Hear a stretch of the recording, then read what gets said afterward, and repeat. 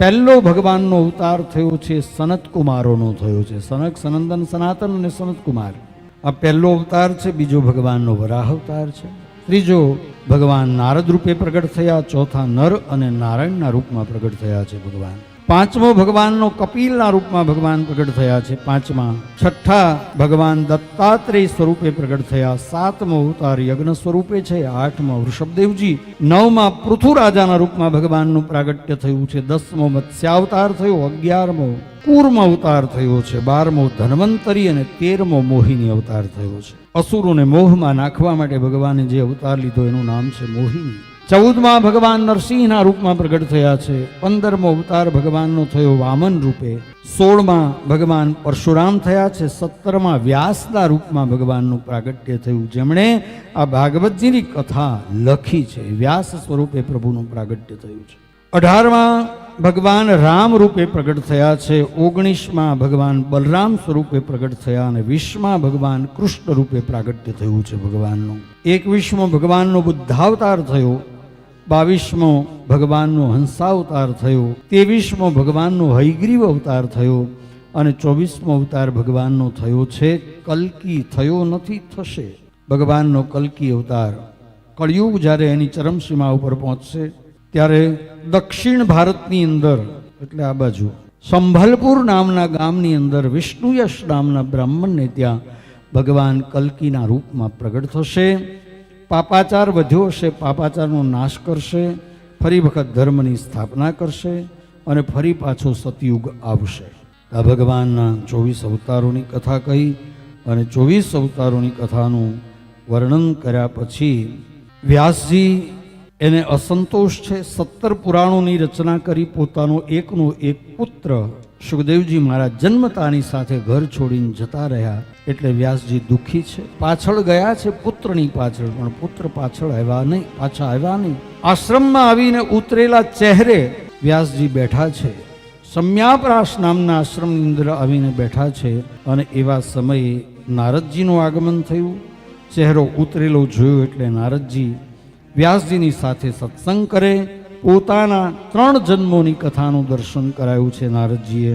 પૂર્વ જે ચરિત્રો હતા, દાસીનો પુત્ર, બ્રાહ્મણ પુત્ર અને પછી નારદના રૂપમાં એમનું પ્રાગટ્ય થયું, એ 3 અવતારોની કથાનું દર્શન વ્યાસજીને કરાવ્યું અને કહ્યું કે હવે તમારો અસંતોષ દૂર એક જ રીતે થઈ શકે કે તમે 18મા પુરાણની રચના કરો. 17 પુરાણ તો રચ્યા છે, પણ 18મા પુરાણની રચના કરો. એમાં ભગવાનના બાળલીલાનું વર્ણન કરો, વિસ્તૃત બાળલીલાનું વર્ણન કરો. અને એ બાળલીલાનું વર્ણન કરશો એમાં એક શ્લોક એવો હશે જે શ્લોકને સાંભળ્યા પછી તમારો પુત્ર જે સુખદેવ ચાલ્યા ગયા છે એ પાછા આવશે, તમારી પાસે 18 પુરાણનું જ્ઞાન પ્રાપ્ત કરીને સમાજને ઉપદેશ આપશે.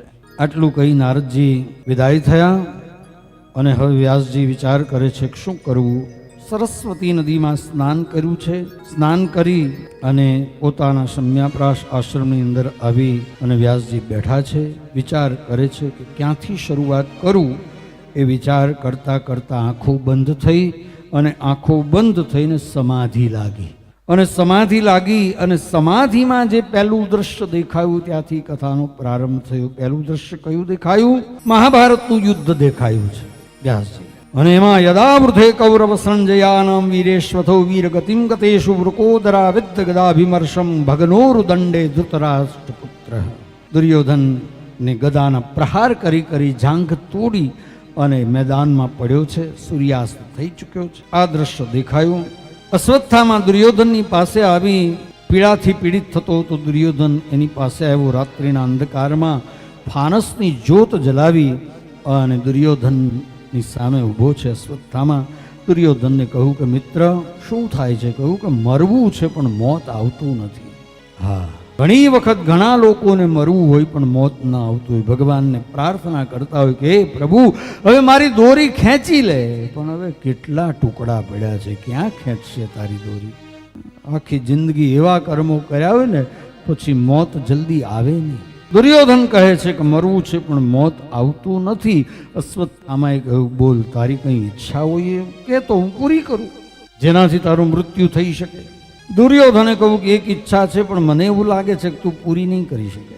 અરે બોલ તો ખરી. કહ્યું પાંડવોના માથા કાપીને લઈ આવ્યો તું, જા, આ રાત્રિનો સમય છે ને સૂતા હશે. અશ્વત્થામાએ કહ્યું, મિત્ર શું બોલે છે? રાત્રિના સમયે આપણી યુદ્ધની નીતિ એવું કહે છે કે કોઈને મરાય નહીં.